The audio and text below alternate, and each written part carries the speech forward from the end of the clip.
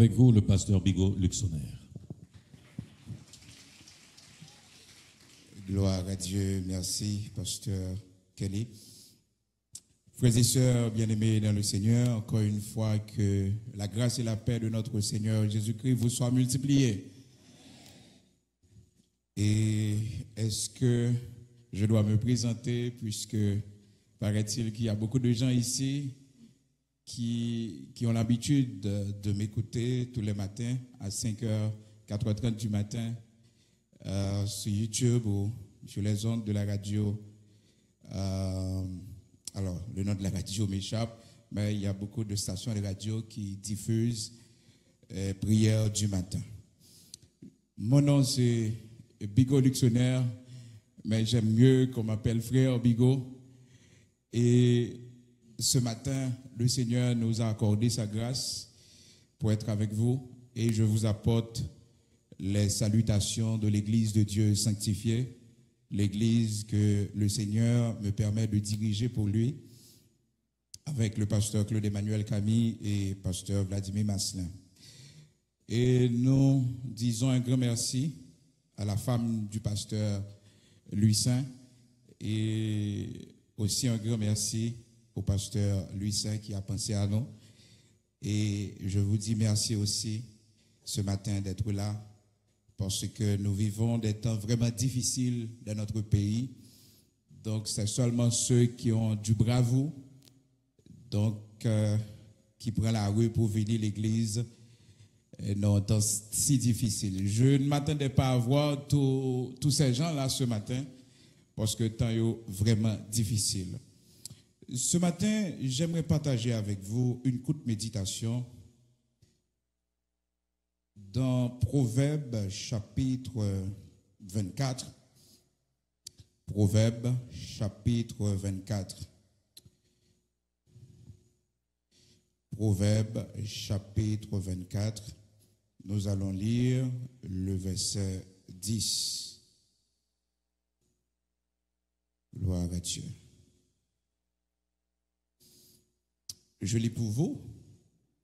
Si tu faiblis au jour de la détresse, ta force n'est que détresse.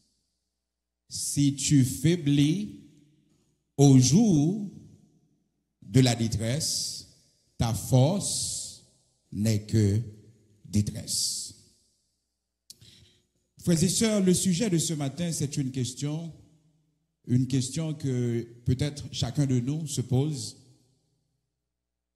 Qu'est-ce qu'on doit faire dans la détresse? La Bible, le livre qui répond à toutes les questions, la Bible, c'est la parole de Dieu. Et même les questions les plus difficiles, même les questions qu'on dise qui n'ont pas de réponse, la parole de Dieu nous fait comprendre dans Deutéronome chapitre 29, verset 29, il y a quand même une réponse. Et la réponse, c'est que les choses cachées sont à Dieu et les choses révélées sont à nous et à nos enfants. C'est quand même une réponse. Parce que des fois, il y a beaucoup de gens qui se posent des questions très difficiles sur l'origine de Dieu, sur l'origine du mal. Il n'y a qu'une seule réponse à toutes les questions difficiles que peut-être le Seigneur peut nous réponse pour vous. C'est Deutéronome 29, verset 29. Donc c'est pour vous dire que la parole de Dieu, la Bible, répond à toutes les questions. Frères et sœurs, cette question à laquelle chacun de nous ce matin a une réponse: que doit-on faire au temps ou au jour de la détresse? La première réponse que la parole de Dieu nous donne, c'est dans le psaume 50, verset 15. Le psaume 50, verset 15. C'est la première réponse. Invoque-moi au jour de la détresse, je te délivrerai et tu me glorifieras. Lorsque nous sommes dans la détresse, où lorsque nous faisons face à un jour de malheur, de détresse, notre première réaction, notre premier comportement, c'est d'invoquer le Seigneur. Ce qui n'arrive pas souvent, parce que l'homme par nature, lorsqu'il est dans le malheur, lorsqu'il se trouve dans une situation difficile, il perd son contrôle. Il est troublé. Et c'est naturel pour chacun de nous. Lorsque nous sommes face à une situation de danger, de difficulté, de malheur, on perd notre contrôle. Mais pour celui qui a l'Esprit de Dieu, pour celui qui prie, celui qui a confiance en l'Éternel, sa première réaction, c'est de chercher l'Éternel, c'est d'invoquer le Seigneur. Nous devons être très prudents lorsque nous sommes dans le malheur, dans le danger. Parce que la parole de Dieu nous dit dans Proverbes chapitre 24, au verset 10, le texte que nous venons de lire, si nous faiblissons au jour de la détresse, notre force n'est que détresse. Dans le chagrin, dans le danger, l'homme toujours a tendance, si que les plaignants, s'il mettait nos situations de pleurs, de larmes, ça a changé la situation. Non. La parole de Dieu nous dit, bien au contraire, notre force, c'est détresse que la pied. Donc ce matin, ce que nous sommes en train de vivre en Haïti, c'est un temps de détresse, un temps de grande difficulté, un temps où beaucoup de gens se disent, nous devons partir, nous devons laisser le pays. Écoutez, faites beaucoup d'attention parce que généralement les décisions que nous prenons dans la détresse, si ces décisions-là ne sont pas guidées par le Seigneur, elles seront de mauvaises décisions. Israël faisait face à un temps de détresse, un temps de famine. Et la famille de Naomi, son mari, malheureusement, avait pris une mauvaise décision. La décision de laisser Israël pour se rendre au pays de Moab. Dans Ruth, chapitre 1er, la Bible nous explique cette histoire ce matin qui peut nous inspirer beaucoup de choses. Comment nous devons être prudents. Parce que souvent, on courir pour la pluie, on va tomber dans une grosse rivière de l'eau. Pas qu'on côté mounier ou pas mourir. Depuis ce côté qui gagne l'homme, il y a danger. Donc c'était normal pour que le père de famille, le mari de Naomi, il prend la décision de se réfugier.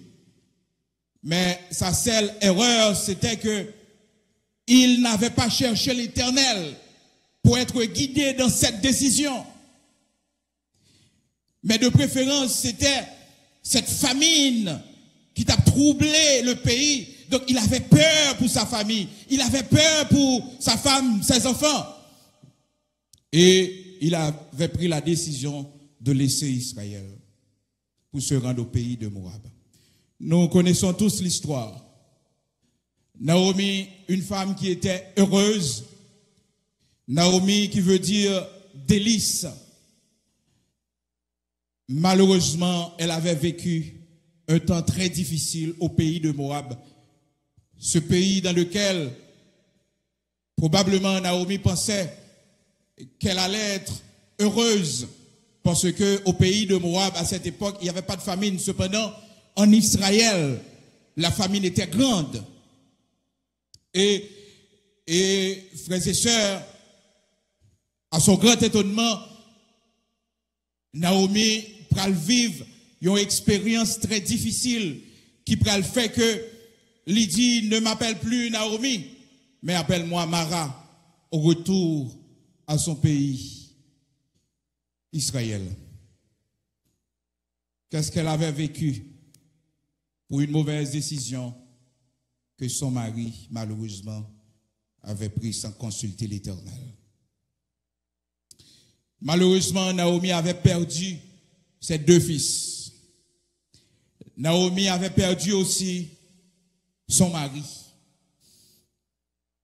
Et c'est pour cette raison que la parole de Dieu fait nous connaître. Naomi changeait, non, il dit que ne m'appelle plus Naomi, mais appelle-moi Mara, ce qui veut dire amère. Pas délice encore, pas heureuse encore. Parce qu'au pays de Moab, j'ai vécu une mauvaise expérience qui a laissé dans ma bouche un goût amer. Frères et sœurs, cette histoire doit nous inspirer ce matin. Je ne sais pas ce que vous êtes en train de penser dans cette situation difficile que nous vivons dans notre pays. Sachez premièrement que le Seigneur, la première chose qu'il nous demande de faire, c'est de l'invoquer lorsque nous sommes dans la détresse. Ce n'est pas de prendre une décision à la va-vite.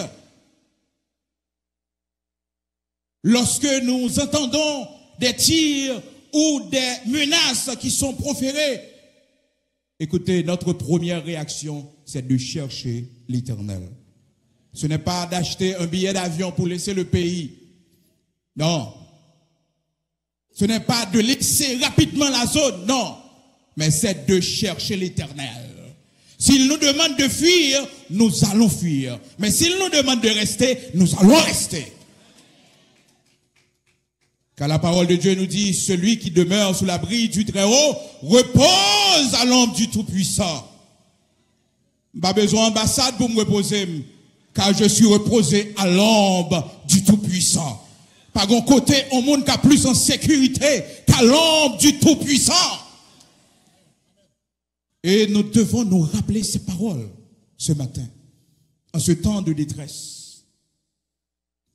Seul refuge qui sûr, c'est d'être à l'abri du Tout-Puissant.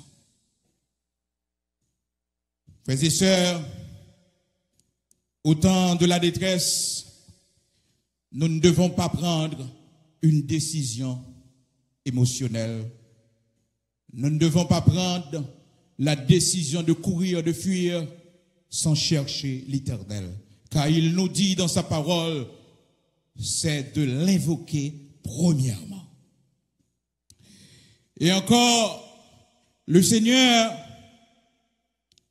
dans Proverbes chapitre 24, le Seigneur continue encore pour nous faire comprendre que si nous faiblissons au temps de la détresse, notre force, c'est détresse que la pied. C'est une façon pour nous dire que nous ne devons pas faiblir au temps de la détresse. Il y a des gens qui parlent et à travers leur discours, nous sentons, nous remarquons leur faiblesse. Frères et sœurs, dans les temps de détresse, nous devons surveiller nos paroles. Car nos paroles ont un effet sur nous. Nos paroles ont un impact sur nous. Lorsque nous sommes dans la détresse, nous devons parler positivement. Le pays va changer. C'est discours ça pour nous gagner. Il faut avoir un autre discours. Mais malheureusement, avec les réseaux sociaux qui nous alimentent, moi-même je dois vous dire, ne pas suivre l'information. Non. Je sais en qui j'ai cru. Et tout ce que, frères et sœurs, je dois savoir comme information, nous connaissons déjà. Parce que la parole de Dieu dit non. Sache que dans les derniers jours, il y aura des temps difficiles. Les hommes seront égoïstes, fanfarons, hautains, blasphémateurs, rebelles à leurs parents, ingrats, irréligieux, cruels, ennemis des gens de bien. Aimant le plaisir plus que Dieu. De Timothée chapitre 3. Donc, c'est même bagarre là qui pourra le raconter, qui pourra le dire. On va parler de la méchanceté des hommes. J'ai déjà la réponse. C'est parce que nous vivons dans les temps difficiles, les temps de la faim. Et encore, frères et sœurs, la parole de Dieu fait nous connaître au temps de la détresse, discours nous doit changer. Nous devons avoir un discours pour nous connaître que le pays pas prêté comme ça. Nous allons avoir un autre pays.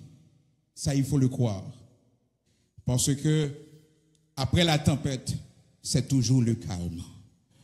C'est toujours le calme. Après la tempête, c'est toujours le calme. Après la tempête, c'est très difficile parce que le cyclone n'a affaibli pour qu'on l'autre cyclone. Mais c'est toujours le calme. Au temps de la détresse, non seulement nous devons surveiller notre discours pour ne pas avoir un discours négatif, pour ne pas prononcer des paroles qui peuvent avoir sur nous un effet négatif, des paroles qui peuvent nous conduire dans la peur. C'est la raison pour laquelle, frères et sœurs, il faut surveiller ce que nous cherchons sur les réseaux sociaux, ce que nous entendons. Au temps de la détresse, nous avons besoin d'augmenter notre foi. Et pour que notre foi puisse être augmentée, frères et sœurs, nous devons écouter la parole de Dieu. Car la foi vient de ce qu'on entend, et ce qu'on entend vient de la parole de Christ. Non pas de ces informations, non pas de ces émissions que nous écoutons à propos du pays, ce qui se passe dans le pays, mais de préférence dans la parole de Dieu. Au temps de la détresse, nous devons lire, nous devons écouter la parole de Dieu. Au temps de la détresse, pour finir, la parole de Dieu nous fait comprendre, frères et sœurs, l'ami aime en tout temps, mais dans le malheur, il se montre frère. Proverbe, chapitre 17, verset 17. Lorsque nous sommes dans un temps de détresse, c'est un temps non seulement pour que nous nous aimons, mais aussi un temps pour augmenter notre amitié, le niveau de notre communion fraternelle. Ce n'est pas le temps pour nous fâcher avec monde. Et souvent, nous fâcher avec lui. Dans ce temps de détresse, il faut se réconcilier. Parce que nous sommes dans un temps de détresse. Nous ne pas fâcher avec monde. Souvent, on compte pour faire avec madame, mon cher temps pour faire l'année prochaine. Les détresses, la fin de passer. Mais c'est le temps de nous réconcilier, de vivre ensemble. Si vous êtes dans le malheur et que vous avez un ami et cet ami ne se montre pas frère, pas compter sur lui encore. Parce que la parole de Dieu nous dit dans Proverbe chapitre 17, verset 17, l'ami se montre frère. Premièrement, il doit aimer en tout temps et dans le malheur, dans la détresse, il doit se montrer frère. Dans tout le temps passé, où on a fait compte dans le foyer avec madame. Mais dans le temps que nous vivons là, nous avons assez compte pour nous gérer. C'est temps pour nous vivre en paix. Parce que nous sommes dans un temps de détresse. Nous sommes dans un temps de détresse. Dans les temps de détresse, qu'est-ce que nous devons faire? Nous devons vivre ensemble. Nous devons nous aimer. Nous devons prier ensemble. Ce n'est pas un temps pour nous diviser. Les disciples, après la mort de notre Seigneur Jésus-Christ, malgré toutes les difficultés, toutes les menaces que tu as fait face avec dans l'époque là, comme bagaille que tu as fait qui t'a aidé en pile. Ils se réunissaient toujours dans la chambre haute. Ce n'est pas temps pour nous éparpiller. Ce n'est pas temps pour nous gailler à gauche, à droite. Mais c'est un temps pour que l'Église réunie en prière. Parce que dans ce temps de détresse, notre seule porte de sortie, notre seule issue, frères et sœurs, c'est dans la prière. C'est dans la prière. Et le Seigneur nous dit, frères et sœurs, dans le temps de détresse, parce que souvent ça arrive, nous qui sommes parents, nous avons peur pour nos enfants et nos petits-enfants. Cependant, le Seigneur nous dit, non seulement, frères et sœurs, il nous protège, nous qui sommes parents, mais aussi nos enfants et nos petits-enfants. Donc la parole de Dieu, dans Proverbes chapitre 14, verset 26, celui qui craint l'Éternel possède un appui ferme et ses enfants ont un refuge auprès de lui. Donc, pas la peine d'avoir peur pour nos enfants. Beaucoup d'entre nous disent que bon, à cause de nos enfants, nous devons pâtir. Mais écoutez, le Seigneur nous dit dans Proverbes chapitre 14, verset 26, non seulement nous qui le craignons, il est un appui ferme pour nous, mais aussi il est un refuge auprès. Alors nos enfants ont un refuge auprès de lui. Nos enfants ont un refuge auprès de lui. Ne prenons pas de mauvaises décisions dans les temps de détresse. Parce que les décisions que nous prenons dans les temps de détresse sont toujours de mauvaises décisions. David faisait face à un temps de détresse lorsque Saül voulait le tuer. Et à maintes reprises, il a dû fuir. Malheureusement, dans 1 Samuel chapitre 27, David prend une décision que la progrette parce qu'il t'a senti que détresse la trop pour lui. La parole de Dieu nous dit dans 1 Samuel chapitre 27, David dans sa pensée, il dit, je périrai un jour entre les mains de Saül. Donc c'est mieux pour moi de me réfugier chez les Philistins. C'était une très mauvaise décision. On ne peut pas chercher refuge chez un ennemi. Non. Mais émotionnellement parlant, sa détresse était si grande. Il avait oublié, frères et sœurs, qu'il ne peut pas mourir parce qu'il a une promesse. David a oublié, frères et sœurs, qu'il était un roi de l'Éternel. Il a oublié tout ça. Lorsque la détresse vient, on a toujours tendance à oublier que nous sommes servants de Dieu, que nous sommes serviteurs de Dieu. David, un grand homme, un homme qui a tué Goliath, un homme qui a fait trembler les Philistins. Et voilà, malheureusement, dans sa détresse, il avait pris une mauvaise décision. Je ne sais pas quelle décision vous allez prendre ce matin. Mais dans ce temps de détresse, vous devez invoquer l'Éternel. C'est ce que le Seigneur nous demande de faire. Il ne nous demande pas de pâtir. Il ne nous demande pas de fuir pour aller n'importe où. Mais il nous demande de l'invoquer au temps de la détresse. Et vous savez pourquoi, frères et sœurs? C'est parce que chacun de nous qui croit en Dieu, chacun de nous qui a déjà reçu le Seigneur Jésus-Christ comme notre Sauveur, notre Seigneur, frères et sœurs, le Seigneur a un plan pour nous. Et si nous prenons une mauvaise décision, nous allons passer à côté de ce plan.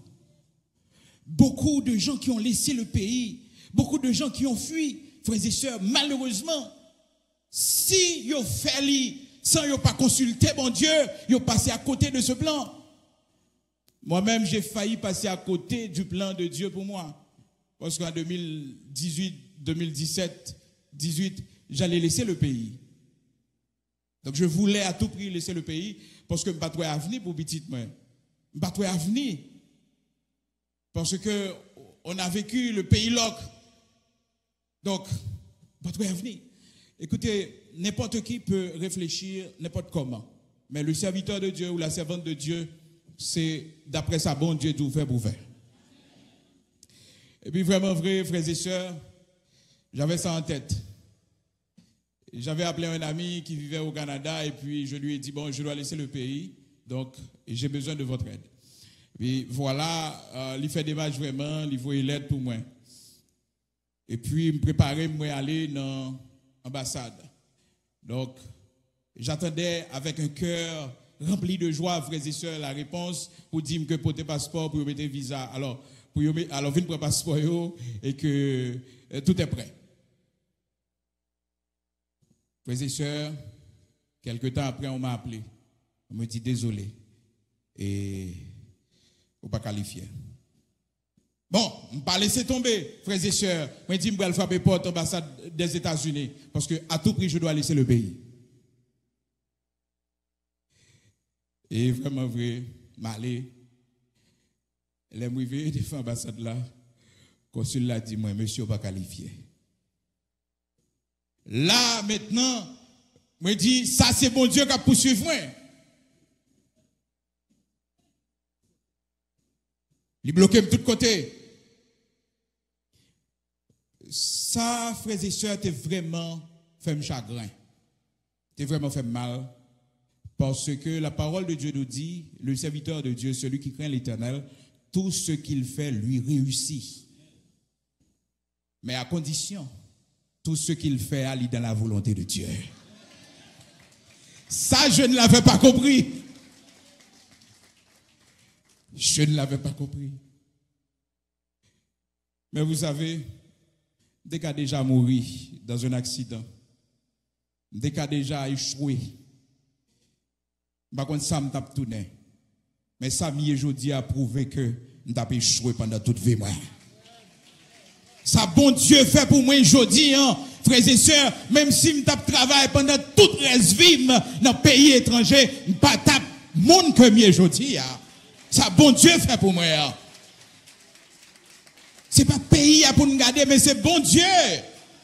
Ce n'est pas circonstance pour nous garder, mais c'est bon Dieu et le plan de Dieu pour nous. Que le Seigneur vous bénisse.